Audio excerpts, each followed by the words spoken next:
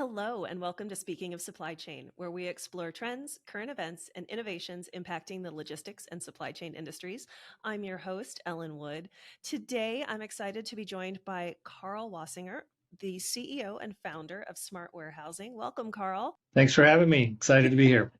So, we're going to be talking about 3PLs and what their role is in the modern supply chain. Before we get to that, we are going to take a break and talk a little bit about something not on supply chain, but interesting to the professionals that are listening out there. And the question for today is, if you could learn one new professional skill instantly without having to think about it, without having to put in time, if you could learn something new immediately, what skill would you choose? Oh boy, that's a great question. I'd probably pick language. I a second language or third or Hmm. as many of them as I could understand. And it seems Is like when that's an area where if I had an opportunity to, that just opens all kinds of worlds that sometimes that language really, puts some roadblocks on stuff. that's true. Do you speak a second language?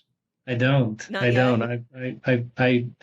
I pick up a little bit here and there, but I don't have. I'm not fluent in anything other than English, and even English I seem to struggle with sometimes. So I took a number of years of Spanish as a second language when I was in Yeah. school, and then as soon as I got out into the real world, I used it briefly. With some colleagues, and then when you're not using it daily, when you're not practicing it, it falls away. And so now I can read Spanish with some degree of accuracy, but I couldn't speak it to save my life. I can listen to it, but for my brain to translate what I need to say, it just takes too long. And no, Um, I think you're right. When you're around it, it sort of sticks, but when you're not, it disappears quickly if you're not yeah, using it. the immersion definitely helps.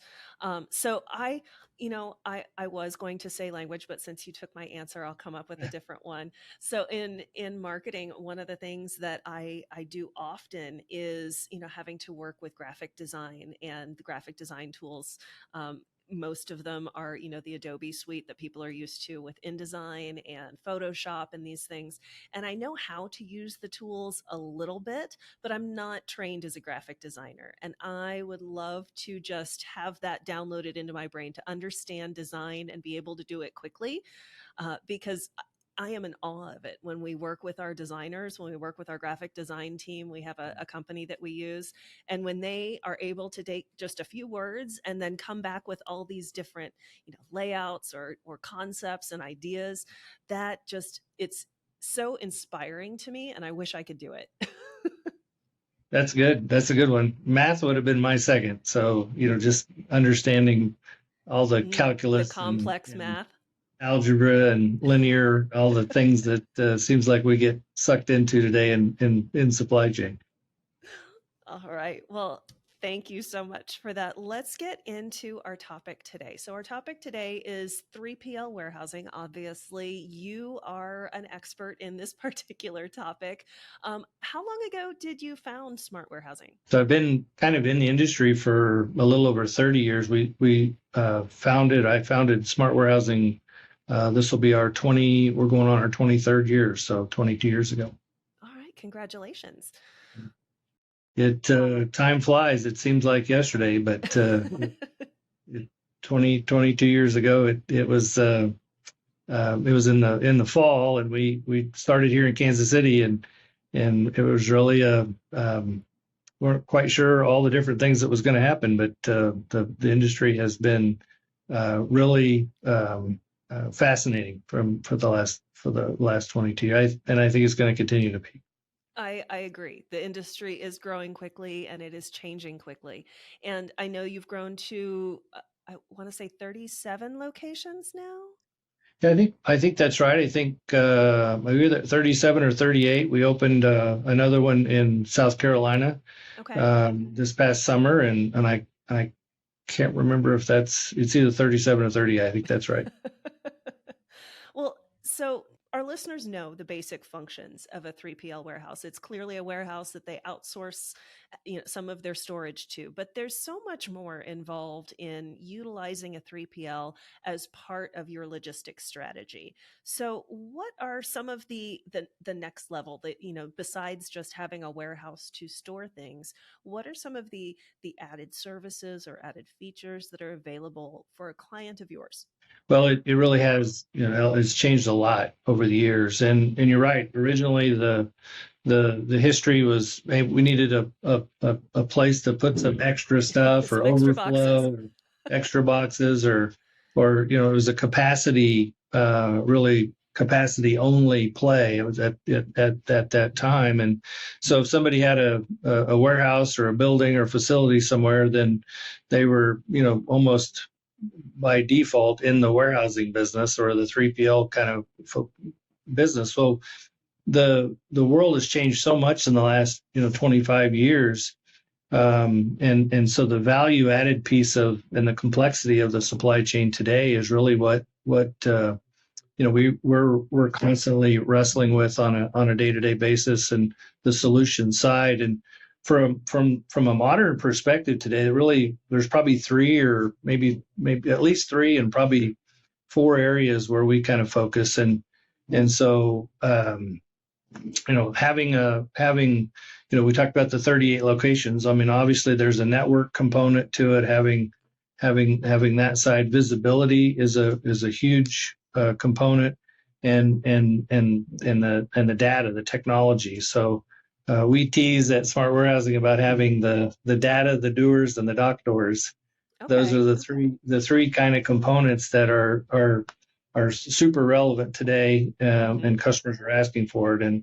And so the data piece, if you have the ability to kind of manage and orchestrate, setting that up appropriately to work with the unique needs of those clients, create those solutions. Almost the tricks are trying to customize them for the clients, but keep them in a way that can be configured and maintained and supported without having to have a huge infrastructure to do that, because that gets expensive as well. And Right. so the data piece, the people, obviously the support, the teams, the supervision, the expertise, the understanding of the complexities today, and then that network or that facility, having appropriate facilities to deal with all the different things. Hmm. Warehouses today are built and designed totally different than they used to be. Oh yeah. And so if it's hard to fulfill orders at volumes without having, I mean, everything from the right power to the right ceiling height to the right depths of buildings, and the engineering that goes into that side of the business today is way beyond anything that it used to be 20 years ago. So that part I understand, because that's one of the core functions of my company, is designing those facilities, and we design them for the owner operators, and we also design them for 3PL companies. So that part I am very familiar with. It's more, what happens once we've designed this building, we've put in the IT, they've got all of the automation, and maybe that's the next question. What types of automation are typically available in the warehouses? Because that's what helps you get the work done. You've got your data, so you've got the WMS or the TMS, or the ERP Yep. system, Yep. controlling everything and keeping tabs on all of the pieces, all the individuals, all the eaches, all the cases, all the pallets. But then when we get into the doers, as you mentioned, the people doing the work in the warehouses, what types of automation are you utilizing right now, and what's coming into the field that's changing the way you're doing things? I know I've talked with a lot of automation suppliers and inventors, and different automation that's available, and honestly, it's very exciting to see some of the new things on the market. It's not just a conveyor anymore. Right. Right. There's a lot of fun things that I think are in the future. The robotic side, the automation side. We tend to think about it in kind of two categories. So you have the automation, which is all the metal that replaces muscle concepts. I Um, like that. it's picking robots or retrieval systems, anything that replaces the muscle to get the product moved through that facility or through that supply chain design. And then the other side or the other category is really around the technology piece, really. And Hmm. so it goes to that math question I spoke about earlier, the algorithms and the optimizations and the design of how you take these orders and the cutoffs and the times that the way you price out the business and using the technology side and kind of the data science and the the operational research work Hmm. from an engineering perspective that goes into making sure the data side works as well as the physical side works. And so I think our future, our the work that has to be done as we take these supply chains and we take them to a different level is going to be trying to align that tech side and that automation side, because they're both extremely beneficial. And and so you need to just make sure you try to have as much of that aligned. And then of course there's a cost side, so you have to figure out a way to Obviously. to do it on from a financial a way to do that so that it continues to offer the competitiveness that needs to be offered, in especially in the 3PL world. And so the capex and the money spent to get all that infrastructure in place is really, really expensive. And you can have the best picking and the best sorting and the best automation, but it's by the time you get it all put in place, you're so expensive, no one will hire you. There is definitely a balance. There's a balance. There's a big balance there. So those are, I think, our challenges going forward. We're going to have to figure out how to balance that tech, balance that automation, bring them together appropriately so that they're meaningful to the clients. And that's again goes back to some of that engineering stuff, and the Hmm. perspective, I think, is going to be super important. At Smart, we've over that 22 years, I think we're over 4,000 companies that we've helped create solutions for. And so it seems to me that we see that perspective just continues to add that value that we have based on that history, and perspective just continues to be, puts us maybe a little bit ahead of the competition when it comes to figuring out a solution. Sure. Now, in terms of e-commerce, we all know that in the past 4 years, and I talking about COVID is just beating a dead horse at this point, but it changed our industry so seismically that we almost have to keep talking about it. So since COVID, but especially during COVID, e-commerce was huge on the rise, and now we just haven't gone back. Brick and mortar stores are not open anymore in a lot of places, so e-commerce is king. And what has that looked like from your perspective, in terms of the asks from the clients, in terms of what you're capable of doing? But that clearly had to have changed your business significantly. It really did. And yes, we're in the same. We'd love to sort of like forget about that whole chapter and but it's not going to go away. And there were some really good lessons learned, to be honest, from how we had to react, and the tech that was kind of forced into use. Exactly. And some amazing stuff happened. And so I guess there's some silver linings through all of that. But what we're seeing and hearing today is really that ability to be able to kind of this omni channel, be able to support all these different, because the clients need to sell, the brands need to sell their products in as many places as possible. And so you have to somehow leverage that inventory across as many of those channels as possible. And that goes back to the productivity and replenishment and making sure the right stuff is in the right place at the right time, and not too much, not too little, so that kind of that Goldilocks The Goldilocks. inventory thing. And that sequencing world, manufacturers get pretty good at that when they're building cars or building, Hmm. the stuff shows up right as they need it as it goes down the line. And I think our challenge in the future is going to be trying to do that same kind of concept throughout a network, across the country, across Hmm. whatever your supply chain network looks like. I think those are going to be the things that differentiate, the people that are successful in the future are going to be really good at that kind of stuff. Now, in that value added services scope, uh, returns processing and other value added services, customization, personalization, those types of things. Does smart warehousing offer those types of services, or is it dependent on particular facilities, or how does that work when it comes to some of those really, they're important now, they're almost getting to be requirements, but even 5, 10 years ago when I began in this industry, those were extras. That was only for the super elite. That wasn't available to everyone, and now it's almost expected. Yeah, it is, and we have a kind of a laundry list of things that we're doing today that we weren't doing. To your point, 5 or 6 years ago. The value added piece is one part of it around the physical. So the returns and the way you deal with the pickup and delivery and the returns processing. I think there's going to be a big future there, as Mm. you point out. Um, One of the things I think the brands have learned is that when consumers buy stuff, they might buy two or they might buy three and they might return. If they're buying shoes, they'll buy Yeah. three and return two. And so, well, what do you do with the two?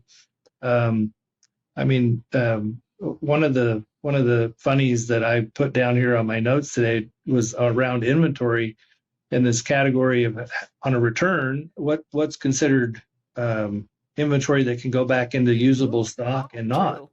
right? So that's and who gets to decide? Yeah, there has to be certain criteria, unopened, unworn, all those types of things. It's today, and it's very subjective. So your eyeballs are the Hmm. discerning. Some I might look at say that looks good to me, but somebody else says no, that doesn't look. That becomes a real inventory challenge for brands to figure out how to do that. So the complexity piece around the information is the other side that I think is going to be a real challenge, and we work with that every day. One of the things that we put in place a few years ago was this, from a visibility perspective, how do we give the data? How do we get that Hmm. information in front of them so they can make actionable, meaningful decision quickly? Hmm. And we had to go back in and rework our tech stack and the way we were extracting data before, and use some modern technology to go put that into different ways to take that data out and display it through the old fashioned EDI stuff, and now everything's pivoted into the API worlds, and Hmm. they're pulling data from things, and now into artificial and intelligent. I kind of still I like the word artificial intelligence. I like my personal favorite is creative intelligence. It's Ooh, it's I it's like that. not just learning what's happened in the past, but it's sort of a Predictive. recommendation of yes, and I think that's more the creative side, Hmm. and the more creative it can get, or the better, the smarter that can get, is based on the history, but also based on what they think that future looks like, and that's the kind of stuff that I think are going to be really really powerful for brands going forward. And it's the running the warehouses and the fulfillment centers it's not the most glamorous work in the world. It's hot and cold and dusty, and things are moving, and it might be boring some days, but working on inventories and all those kinds of things. But it's a super important part of making sure that there's great flow and great efficiencies. And there's a lot of work to be done yet. I think this industry has a lot of work to be done. So you were talking a little bit a moment ago about the inventory, and it made me think of something as we're talking about the shopping habits, the buying habits of the consumers, and they're on a particular website trying to buy something. How real time is that data in terms of their inventory? And I'm gonna use Walmart just because it's Walmart, and I'm sure that they have all of their warehousing completely under control, but just for using a particular idea, you go on and it tells you how many they have in stock, where the location is in your closest store. But if you're ordering it from online and having it shipped, it doesn't give you that information because it's unnecessary. You're ordering it online. But then depending on where they're shipping it to, that information has to be real time in their system, so in the vendor system, in your client's system, so that they know how many they have on hand at warehouse A or B or C, or on the West Coast or on the East Coast, to know how they're going to fulfill this, or how they're going to, what their plan B is, what the backup plan is. So it is the inventory information that you're able to share with your clients, is that in real time, at least for them to be able to make those decisions of, okay, I need to send this to this warehouse rather than to this warehouse because this is the one that has the inventory to fulfill the order. Yeah. The table stakes is having as real time data as Mm-hmm. possible.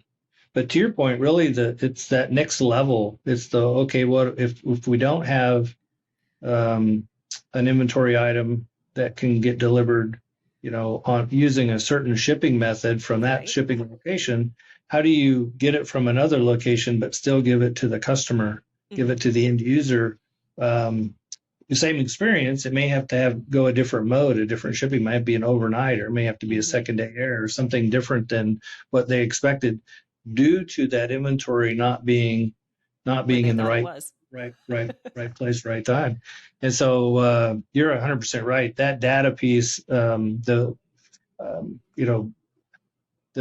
behavior. I have little, I talk about behavior. I use my children as they have the behavior of the purchasing world today. They don't know how to plan, right? They No. can't plan. They have very little patience. And in a lot of cases, they're happy to put a little premium on that convenience. Mm-hmm. So it's a patience, planning, and premium, Mm-hmm. acceptance for having that convenience.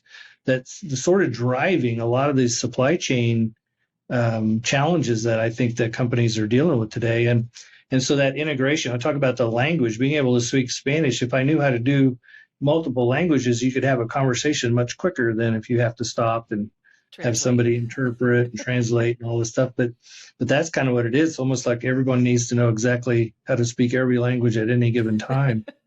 And so the supply chains are catching up to that need. And back to the original question around COVID. I mean, COVID just sort of pulled the curtain back on how far away from that we are. That ideal And state. yeah, they're in Walmart. I mean, these guys do awesome.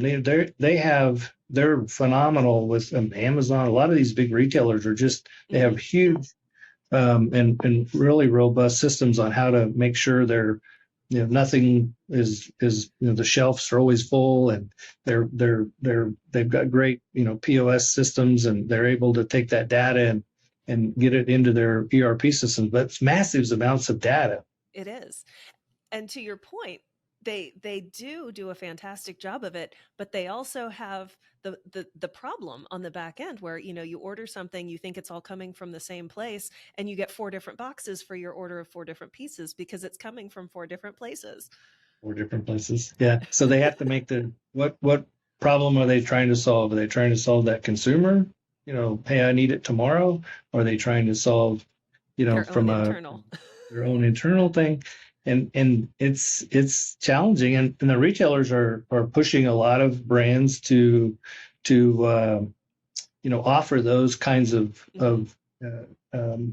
delivery channels, that omni. The drop ship, used to you ship it to the retailer, they take care of it, and now that Now pendulum it's has all going swung back.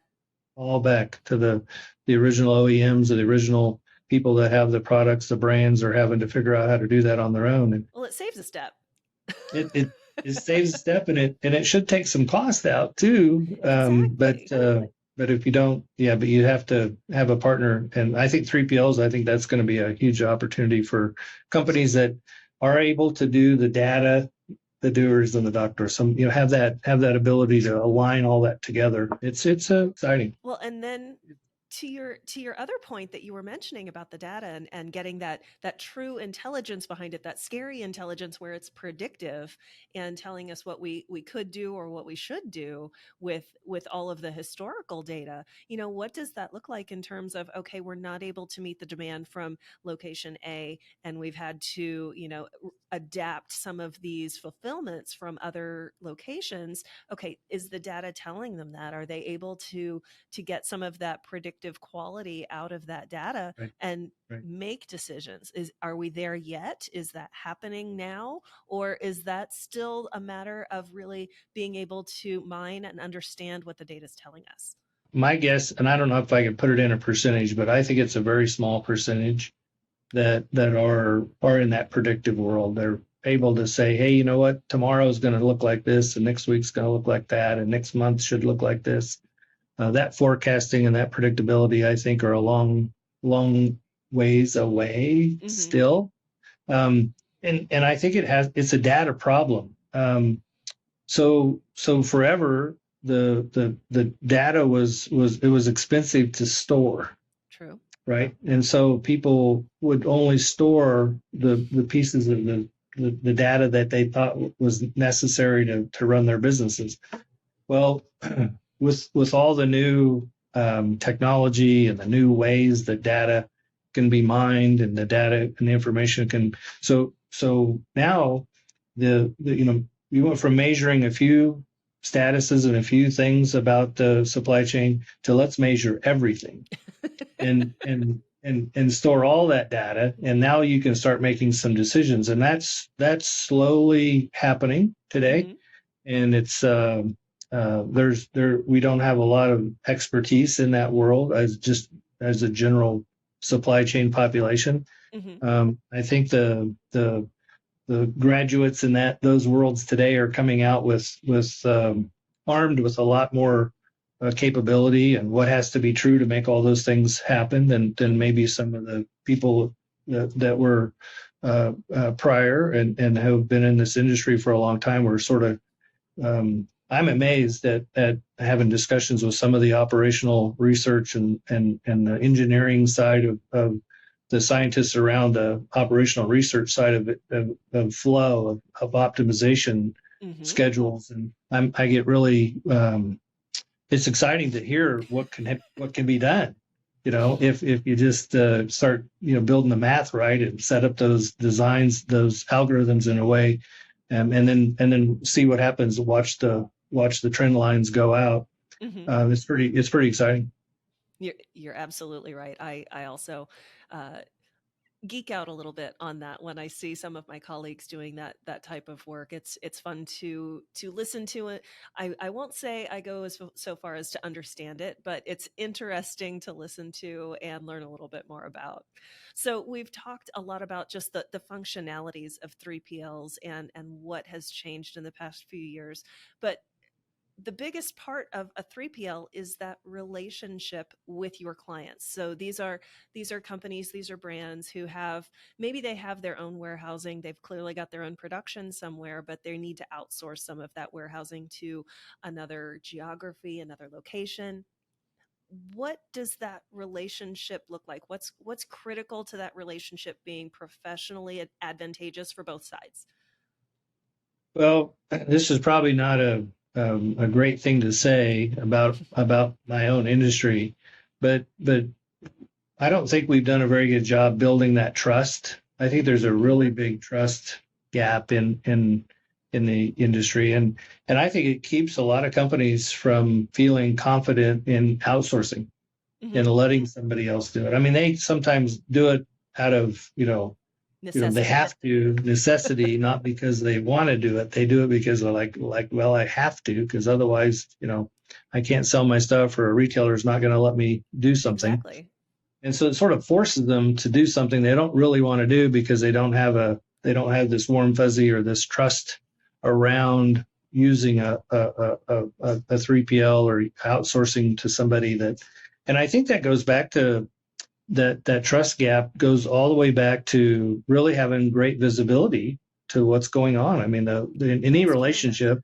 any relationship, I think the way to build better trust is creating that transparency, being open, being honest. Mistakes happen, things, don't work the way they're supposed to. Go back. How do you fix them? How do you respond? Hmm. And really allow that execution of that supply chain or whatever those expectations are to constantly be continuous improvement. I mean, that's our slogan is creating a better way, just constantly looking at getting better all the time. Hmm. And so when we first started the business, that was what I wanted to do. I wanted to have a tech that allowed that communication, that to build that relationship, take away some of that trust problem. Hmm. Um, and it gets you in trouble sometimes because they know everything. It's like you can't hide anything. So it's like almost too transparent sometimes. But no, it's the industry has struggled with that, and I think sometimes when you have events like we did here the last couple of years with the pandemic, it sometimes brings a lot of players into the arena that are their intentions maybe aren't this that where Hmm. they should be. They're it's a way to they might want to help, but it's also more of a profit motive or a quick buck or something. And so I think sometimes people get into the business because it looks like they might be able to make some money Some or do quick cash. something quick Hmm. cash or and not necessarily for the reasons that are really going to be sustainable and long term. And after 22 years, you want to you've learned how to do some of those things that are going to go 20 more years, not just 20 more minutes. Well, and I think that what you mentioned is rather indicative of any outsourcing. It doesn't matter what it is. If you're not going to do something yourself, you have to trust that whoever is doing it for you is doing it the same way you would, with integrity, with honesty. And you're right that there are a lot of bad outsourced vendors out there, and that's true of any outsource. I think of grocery shopping when I do the Instacart grocery shopping, and they are doing my shopping for me. They never pick the right produce. They never pick the items that I would. If they're getting a box off the center aisle, okay, anyone can pick a box of cereal and get it right. But when I give you specific instructions about the produce I want or the size package of steaks that I want, it's up to that individual shopper. Sometimes I get a great shopper, sometimes I get a terrible one. The same thing in this larger context of this customer, this client is asking you to manage their inventory and ship it out to their clients using the same standards they would. And that is so hard to trust that someone else will do it the way they would internally without micromanaging. And I think that's what you were talking about by saying that they have too much information. They see every minute detail and want to micromanage it and make sure that it is exactly the way they would do it. And that's just unrealistic, honestly, to have the exact same experience, but it should be that they are able to get something really close. And I hear from your conversation that matters to you, that it matters that So, your clients yeah, are able to trust you with their product to get to their client, to their customers. we talk about, we want the French fries to taste the same everywhere. Yes, every And McDonald's, it and has to taste the yeah, same. just have to taste exactly. And I know they don't, but they're usually pretty close to your point. And so we work really hard to try to give that same experience, that same, you know, one of our core values, caring promise keepers, and trying to make sure that we execute on their wishes. And we have, I don't know, we're over 1,000 different inventories I think we manage across the country for different companies, and they all have a little bit different Hmm. needs, right? And Yeah. so it's super hard to standardize and say, okay, this we just do everything this way Hmm. because they all want something a little differently, and that's probably the biggest challenge, and having the tech behind it, reminds you of how, hey, wait a minute, these guys want it this way, and these guys want it this way, and these guys want. So those are all really, really important things. Scaling that it's not for the faint of heart. It's a lot harder lot harder than it sounds. It's easy to do on a chalkboard. It's really hard to do in at the warehouse level at the fulfillment center. But good people, good processes. We have a great service recipe that we've used for years, and usually if we stay focused and we don't get to thinking we know more than the brand, we usually in pretty good shape. So there's a humility piece that we have to know where your role is and know what your job is so that you don't mess up somebody upstream or downstream Upstream. from that flow. So Absolutely. So in terms of what your customers are expecting from you, and each expectation is slightly different, what are some standard KPIs that smart warehousing offers to clients in terms of, what they can do for delivery times, in terms of accuracy? What are some things that your clients are asking for? well, the I'll go back and say, kind of table stakes or a certain level of inventory accuracy. There's always some allowance, because of a million reasons, but a high level of inventory accuracy is a table stakes today.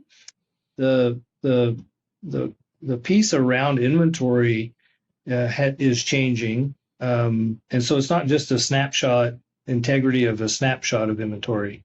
It's really the level of inventory and the way it performs during a cycle, an order and receiving cycle, and to make sure you're not getting your inventory levels aren't falling too far, too low, or they're not going too high. And the reminders around, aged inventory and all the different kinds of inventory today is kind of the future. And then to some KPIs around the future are around the cost to store inventory, the storage costs of inventory at a SKU level based on turn is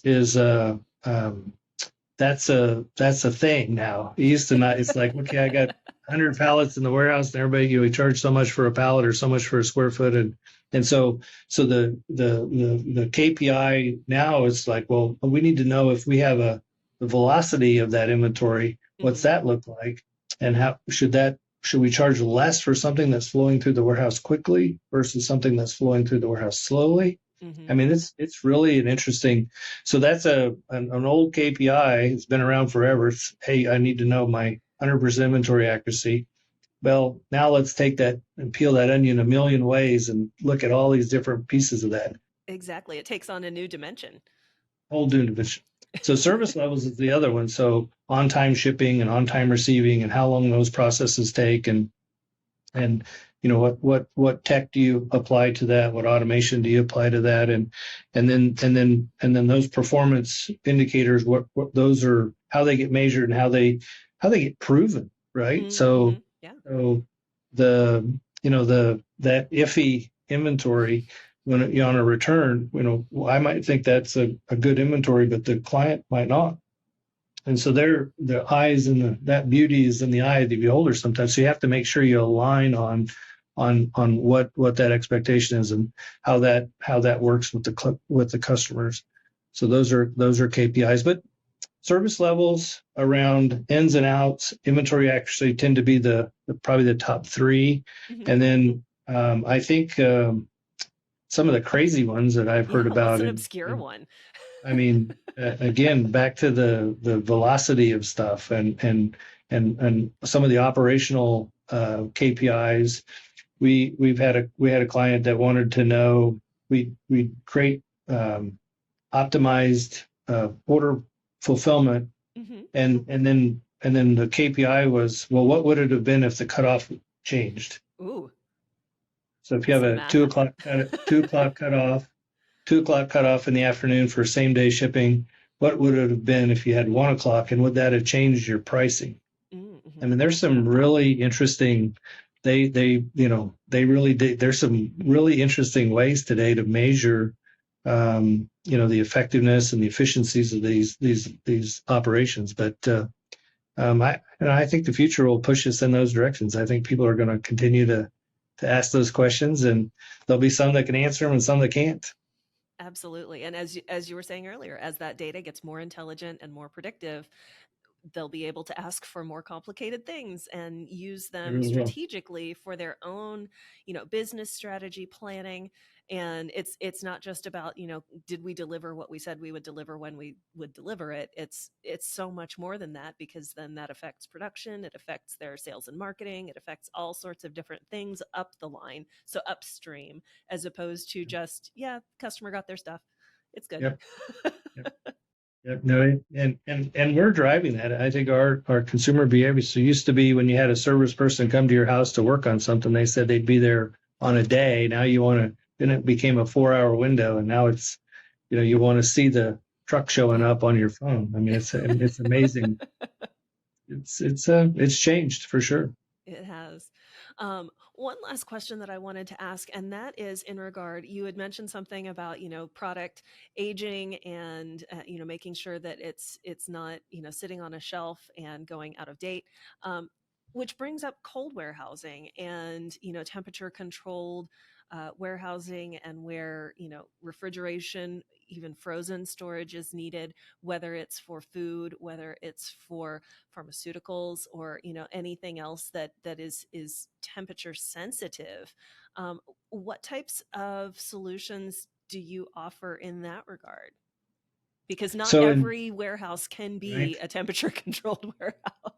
Yeah, that it's a very specialized, Mhm. market, and it was sort of, the pharmaceuticals, some of the high end, some of the really expensive things they would ship in certain, cold or package them in a way. But the pandemic again changed some of that behavior, and now it's very common to, the Hello Freshes and the, Mhm. companies that are delivering food or pets or all kinds of things today. In 2012, we entered that cold chain Mhm. world, fulfillment, frozen fulfillment world, and we have a large distribution center here in Kansas City, and then we have branch locations around the country, and so we've got a replenishment model where we're able to support a lot of frozen fulfillment, and it's growing super fast for us right Mhm. now, and it continues to be more and more popular. We just came off peak season, and I was fascinated by how much of that we did. Some of our ambient, fulfillment business was up a little. Some of it was flat. Some of it was down a little based on, all the big trends that you saw in retail this year. But frozen did really, really well for us. So that All was right. it's a exciting part of it, and that data becomes almost even more important because if Mhm. you only have, if the box shows up at your house tomorrow, and you ordered a puzzle, it's not, the puzzle is still fine. But if you ordered a fillet and it Mm. shows up tomorrow, it might not be fine. And Mhm. so it becomes critical that you get that figured out, that supply chain really, really honed in, watch it, and let those systems help monitor so that you're successful with those supply chain solutions. All right. Last COVID question. So one of the things that we've seen just in general from companies, whether it's their production or whether it is their storage and distribution, is nearshoring and onshoring, and companies not having all of that outside of their main market area. So has that made an impact for your business in terms of, American companies bringing more of their inventory or their production back onto North American shores and needing Well, warehousing to store it? yeah, I think there's definitely an inventory piece to that. I think the companies that are looking at the nearshoring and reshoring, I think it's great. I think that you'll see more and more of that happen. I think they're maybe not going to exit completely their supply Mhm. chains that they had in place, but I think they want to enhance them and make Mhm. sure that they de-risk them in ways that doesn't, handcuff them, and they can't have a plan B or a plan C. And so I think the companies like Smart, we're seeing, less inventory, um, I think the average inventory in the U.S. I was Wall Street Journal or one of the newspapers, is like a 19 or 15 to 19% lower this year than it was last year. So Mm-hmm. they're trying to reduce their inventory. The carrying cost is a huge component Mm-hmm. to their balance sheets, and so they want to have less inventory and make it more productive. So companies are going to need to figure out how to be able to give them data around that inventory to the point earlier. And then it's going to change, I think, the way you do receiving and the frequencies around receiving. You may not, get 100 containers in of one thing. You might Right. get one container 100 times Mm-hmm. over a certain amount of time. And what does that do? And how does that work? And is the container all of one thing, or is it a mixed container of a whole bunch of things? I mean, those are I think the little changes that you'll start seeing over the coming years to sort of it makes it a little more complex. It's always easier to do a whole bunch of one than mix them, but I That's think true. I think it de-risks their supply chains. I think it makes them more competitive, and they'll have to maintain more inventories at more locations. I mean, it's again, it's complex. You have to have the ability to think about how all that spaghetti gets pulled together. That's true. It does increase their agility, but the complexity also is there as well. But it's what the customers seem to want it that way, and I think that they're going to compete with the big brands. They know how to do that. The Hmm. Walmart you mentioned, I mean, they just do awesome work around that, and really all the successful retailers are are are are spending lots of time, lots of effort, and lots of money on creating that resilience in that supply chain, so that the little shocks that happen are felt less. Yes. And so the brands that are out there trying to compete are using 3PLs like smart warehousing. They're hoping that we can help them be the shock absorber for some of that as well. Well, I agree. I think that that is absolutely what some of these not Amazon and not Walmarts are trying to achieve is that resiliency that uh, you said something just a minute ago, but kind of like it's not that they're taking the production or the warehousing away from those other facilities or those other locations, but they're just trying to bring it a little closer to the vest and a little bit closer and have some of that um, just a safety net. 100% used to be.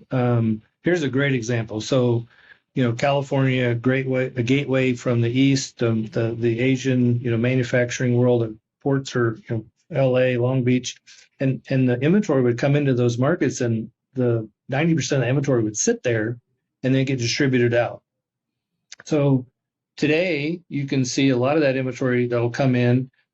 What they know will sell or move in those markets will stay. The rest of it, they'll go ahead and move inland, Hmm. right? So they'll let portions of that inventory move in. So they're not only are they moving it closer to the end user eventually, but their costs are lower. I Hmm. mean, but it creates more complexity. Now I have to have two or three or four places that I'm storing Right. whatever my inventory is instead of one. So one was certainly easier, but But four might for be better. us, right? For us, what's happened is then now we can take a warehouse that we used to allocate certain amount of space for a customer, and now you can serve, instead of 20 customers in a warehouse, you can serve 200, because all those inventories are just almost pass through inventories. They're Hmm. on their way somewhere, but they don't want to just sit there and collect dust.